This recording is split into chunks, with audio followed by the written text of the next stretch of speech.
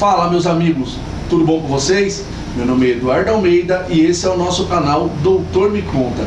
Mas antes de iniciarmos, vou pedir um favorzinho. Se inscreva no nosso canal, curtam, compartilhem, ative o sininho para receber as notificações. Hoje vamos tratar de um tema de suma importância para quem atua na advocacia do direito médico e da saúde. Vamos falar sobre o NaTiJus. Você sabe o que é isso? Sabe como se portar diante da situação advinda de decisões oriundas do NaTiJus? Não? Então aguarde o nosso vídeo. Mas antes de começarmos e eu anunciar o nosso convidado, roda a vinheta!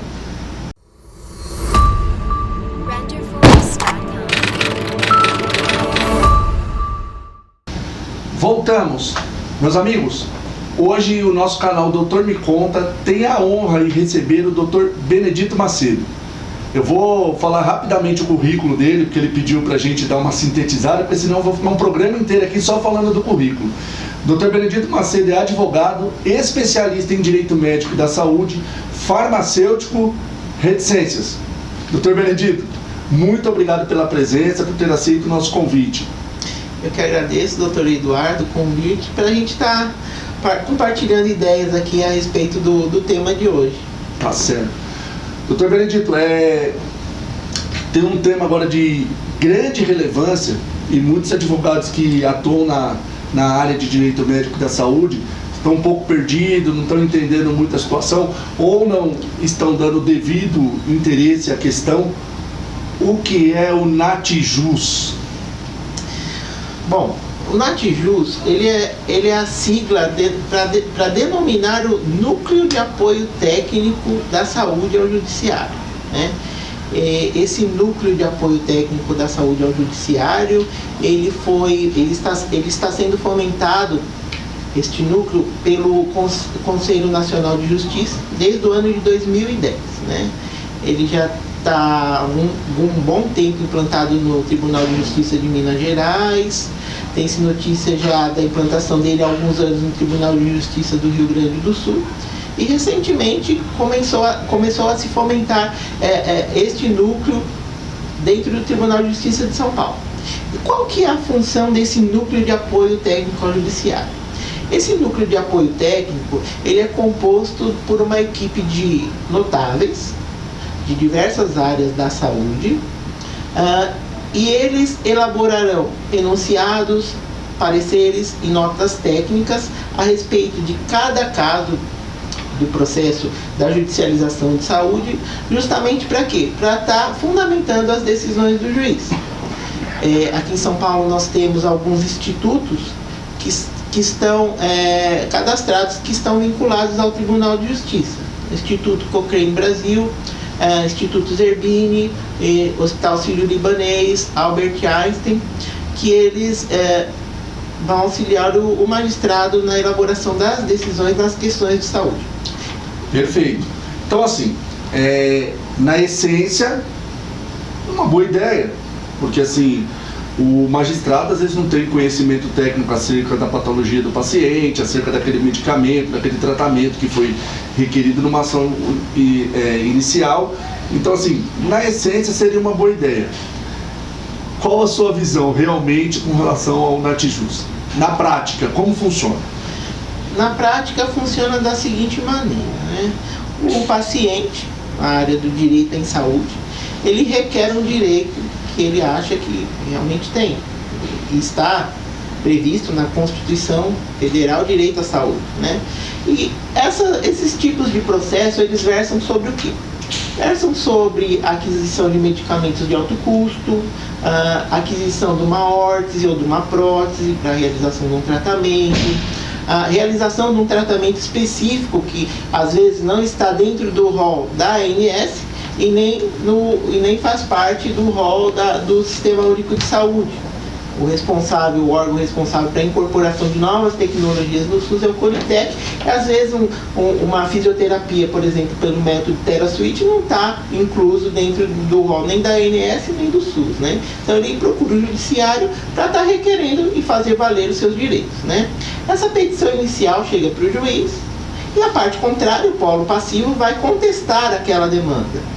E após ocorrer a contestação, que pode ser da operadora de plano de saúde ou pode ser de algum ente público, Estado, município, União, que podem responder de forma solidária, e ocorrer a réplica pelo polo ativo, todo esse processo, juntamente com todos os documentos, é levado para alguma dessas instituições credenciadas do Tribunal de Justiça. Se for, por exemplo, um processo que verse sobre medicamentos, vai para o grupo de notáveis de farmacêuticos clínicos. Se for um processo que verse sobre um tratamento médico, vai para o grupo de notáveis da área médica, e assim por diante, de fisioterapia, de fono e tudo mais, né? Só que, o que ocorre? A equipe do Núcleo de Apoio Técnico ao Judiciário, eles, ao analisarem esse caso e emitir um parecer técnico que vai fundamentar a decisão judicial, eles se baseiam em estudos de medicina, parece até o pleonasmo, se baseiam em medicina baseada em evidência. E o que vem a ser a medicina baseada em evidência que o núcleo leva em consideração para conceder ou negar um direito? A medicina baseada em evidência é uma medicina que estuda diversos casos a respeito de um mesmo assunto, de uma mesma patologia, de um mesmo tratamento, de uma mesma órtese, de um mesmo medicamento para aquele tratamento. Então, chega ao judiciário lá, o paciente precisando de um medicamento para...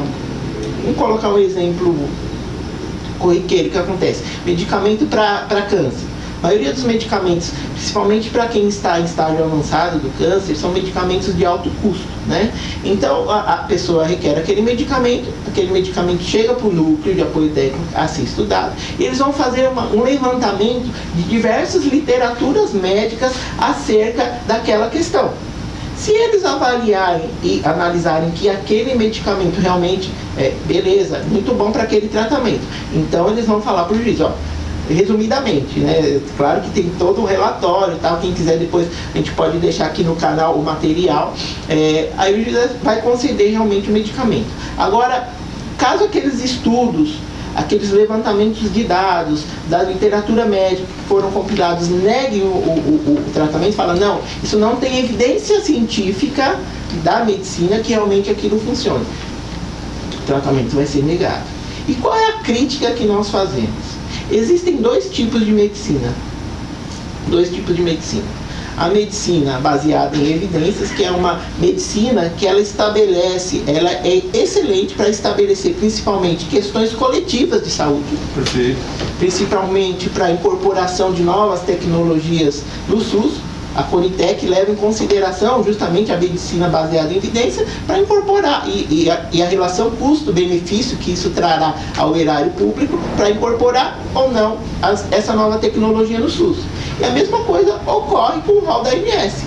A Agência Nacional de Saúde Suplementar avalia a medicina baseada em evidência para acrescentar ou não aquele procedimento no seu rol, né? Só que o que acontece? O estudo de uma medicina baseada em evidência, infelizmente, não contempla o 100% de um grupo populacional, porque é inviável por algumas questões. Existe um viés publicitário no sentido de publicação dos trabalhos. Existe o viés econômico, um estudo, para você contemplar um estudo randomizado de determinado pesquisa clínica, é um gasto dispendioso enorme de dinheiro. E o viés de interferência de um grupo populacional em específico, que é o que nós mais criticamos a respeito do núcleo. Cerca de 25% da população não é contemplada pela medicina baseada em evidência. E quem seriam essas pessoas que não são contempladas pela medicina baseada em evidência? Doentes renais crônicos e hepatopatas crônicos, por exemplo, são excluídos desses tipos de estudo, porque a maioria dos medicamentos, a maioria dos fármacos são metabolizados pelo rim e pelo fígado. Então, se o paciente ele tem esse tipo de doença, ele pode dar interferência nos resultados daquela pesquisa, consequentemente a indústria farmacêutica vai ter um resultado negativo, esse resultado negativo vai ser fiscalizado pela Anvisa e o medicamento não poderá ser comercializado.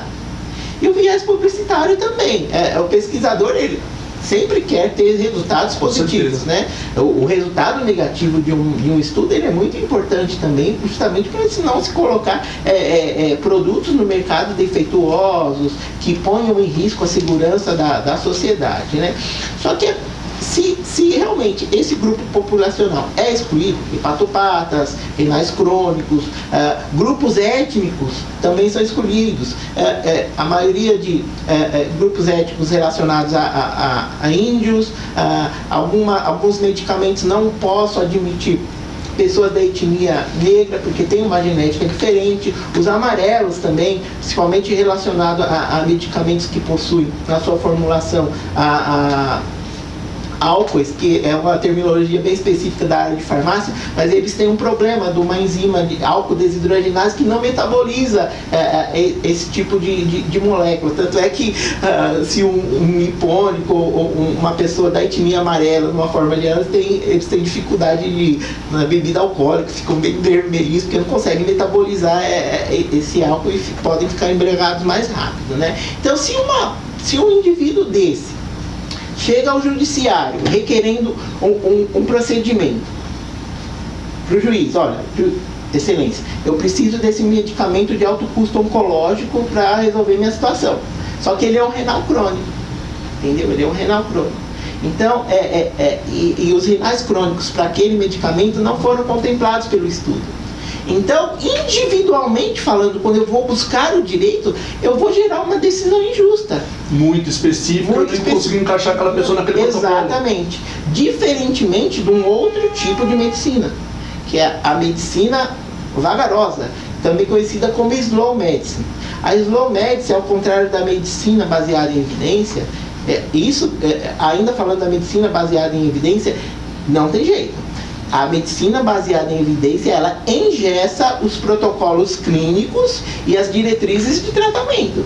Se um médico falar que, não, eu utilizo medicina baseada em evidência, mas ele utiliza uma diretriz de tratamento diferente de todos aqueles estudos compilados, que falam sempre a mesma coisa, ele só está enfeitando o pavão e ele não está utilizando a medicina baseada em evidência. Ele está utilizando a slow medicine. A slow medicine é a medicina vagarosa. Numa consulta mais demorada, trata o paciente como um ser único, e ela é baseada e focada em quê? Ela é focada na experiência da prática clínica do profissional. E é isso que o judiciário deve levar em consideração. Porque a partir do momento que eu tenho o indivíduo em específico sendo tratado por um médico de confiança dele, utilizando a prática clínica dele, significa que não me interessa se ele foi ou não foi contemplado por aquele tipo de estudo randomizado, porque eu sei todas as patologias, todas as comorbidades que ele tem naquele momento, e o juiz poderá ou não conceder o benefício, mas focado na justiça, no ser humano como um todo. E, aliás, um problema que nós temos com relação à questão do NATJUS é o tipo que pode ocorrer agora, hierarquização das provas. Como um julgador poderá confrontar, por exemplo, um relatório de um médico de confiança que praticou a medicina baseada na experiência clínica com um relatório de um núcleo que utilizou um outro tipo de medicina, uma medicina baseada em evidências? Então, essas duas situações não se coadunam. Se eu quero analisar as provas, essas provas terão que ser estudadas pelo mesmo tipo de prática clínica. Então, eu costumo dizer, para que mexer no que está quieto? A gente tem instituído pelo novo Código de Processo Civil, eu não vou lembrar agora em específico os artigos, mas é do 150 para frente, do 450 em diante, que estabelecem, em primeiro lugar, os critérios e pressupostos para um perito judicial estar naquele cartório, daquela vara civil ou fazendária, o que for que seja. Quais são esses critérios para um perito, por exemplo, um perito médico, para ser o amicus curiae do juiz para a tomada de decisão? Ele tem que ser, em primeiro lugar, graduado, ele tem que ter um escritório, um endereço do escritório, tem que ser levado à análise do seu currículo, E para isso, o próprio Código de Processo Civil, ele traz essas possibilidades das instituições já consagradas nesse país de tomar publicidade a respeito daquele profissional. Que instituições seriam essas? OAB, Defensoria Pública e Ministério Público. E as próprias partes têm acesso a essas informações. O espelho invertido que ocorre com o NaTiJus é que você não sabe quem são esses profissionais. Quem for entrar, tiver a possibilidade, a gente deixa o link aqui depois, da biblioteca, dos pareceres e enunciados que já estão sendo exarados por esses núcleos. Ao final do parecer, tem lá a questão. Não se pode promover a notícia do autor daquele enunciado por questões de sigilo. Mas sigilo do quê? Como eu poderei ter paridade de armas? Como advogado poderá ter paridade de armas para confrontar uma questão dessa? Se eu não sei nem quem está ali exarando aquele procedimento. Então, essa valoração das provas realmente fica comprometida. Ao contrário, o médico perito judicial, ele pratica a slow medicine. Por quê? Ele tem que ir lá no dia da perícia, na hora marcada. Isso tudo está regrado pelo Código de Processo Civil. Ele não pode chegar atrasado. São as formalidades dos atos processuais que não vemos. Não existe regramento processual que contemple qualquer tipo de atividade ou conduta no NaTiJus. E o médico perito judicial, que está ali estabelecido pelo Código de Processo Civil, ele, mesmo que ele não queira, ele está praticando a slow medicine, a medicina de acordo com a sua experiência clínica, porque ele vai tocar no paciente, ele vai analisar os documentos médicos naquele caso. O caso de home care, por exemplo, o que se utiliza muito da medicina baseada em evidências é a tabela NEAD-ABMID, justamente para mitigar e diminuir os direitos que aquele paciente tem. Diminuição de corpo de enfermagem, diminuição da frequência da utilização dos profissionais fisioterapeutas e assim por diante, né? Mas no caso da perícia em específico, eu tenho uma igualdade para a valoração das provas. Eu vou ter um médico de confiança que praticou a medicina vagarosa, na prática clínica, na experiência clínica dele, e eu vou ter um laudo pericial também baseado nessa mesma experiência. Porque ele foi lá, o médico, o perito foi no local, tocou no paciente, olhou para o paciente, perguntou para o paciente, escutou às vezes os familiares. Agora, os nobres cientistas de escritório, mero compiladores de dados, não têm essa mesma visão, né? Então, isso é um segundo ponto que realmente vai gerar decisões judiciais injustas, que poderão ser, sim, por teses jurídicas, justamente em cima disso, ser confrontados para poder reverter essas decisões. Perfeito. Então, agora estamos diante de dificuldades realmente com a implantação do NaTiJus, por tudo isso que você colocou aqui. E os advogados vão vencer essas dificuldades, esses obstáculos como? Qual é a saída? Olha, a saída que eu vejo realmente é você se aprofundar no Código de Processo Civil. Porque o Código de Processo Civil, ele já estabelece o regramento para a utilização dos peritos judiciais. Desde a sua designação até a última análise, que seria a resposta dos quesitos. Para que o advogado vai fazer quesito numa questão dessa? Se a autoria desse enunciado no NaTiJus é sigilosa. Então, todas essas questões poderão ser consideradas contra a lege, e poderá ser justamente essa decisão ser agravada em grau de recurso de apelação para as instâncias superiores. Pode ser alegado também, além das questões do Código de Processo Civil, o princípio da paridade de armas, da boa-fé processual, que é muito importante, do devido processo legal, que com essa situação toda se encontrará contaminado. Justamente por essa hierarquização de provas que vai ficar realmente prejudicada. Mas as teses, mais ou menos, são nessa linha. Saber bem o Código de Processo Civil, avaliar o caso concreto. Se o seu paciente, seu cliente, ele realmente tiver, principalmente essas doenças específicas que a gente falou, você pode já ficar com uma pulga atrás da orelha e levantar que provavelmente ele não foi contemplado por aquele estudo randomizado.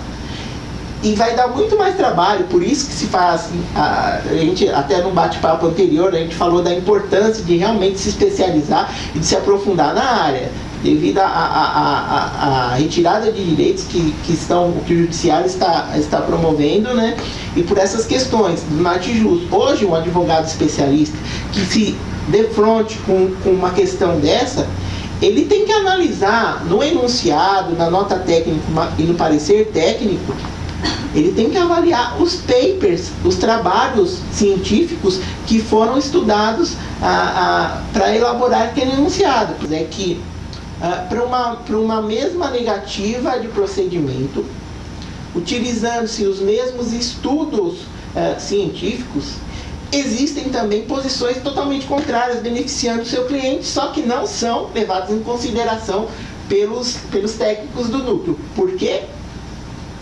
Fica a questão, né? A gente não pode falar aqui os motivos pelos quais, né? Até para evitar alguns problemas jurídicos, mas fica... É uma escolha muito seletiva, né? Uma escolha seletiva e geram-se enunciados, notas técnicas e pareceres tendenciosos. Se eu tenho um estudo em sentido contrário que seja, ele tem que ser analisado pelo núcleo e ser ofertado para o juiz, para ele tomar a melhor decisão. Não é porque uma prática clínica não foi estudada, eu não posso dizer que ela não é eficaz.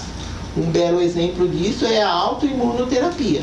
Que vem a ser a autoimunoterapia. A autoimunoterapia ela é proscrita pelo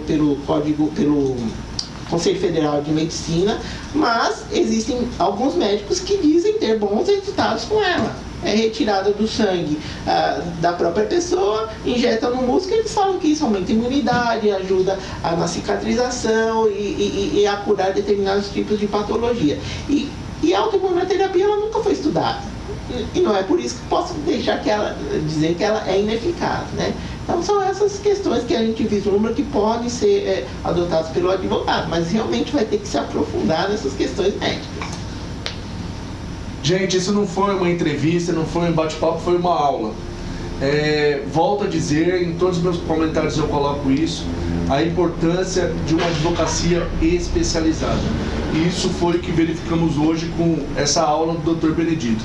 Dr. Benedito, muito obrigado por ter aceito o nosso convite, muito obrigado por dividir conhecimento, os links depois a gente coloca no canal, doutor disponibiliza. Muito obrigado mesmo, viu? Eu que agradeço e compartilhem, se inscrevam no canal. Eu sou suspeito a falar do canal Doutor Me Conta, porque eu estou sempre assistindo às entrevistas, são entrevistas bate-papos mesmo, nada muito filosófico para não tomar o tempo da gente, né? Mas que realmente engrandecem e podem levar a atividade profissional a um estágio, um patamar um pouco mais diferenciado.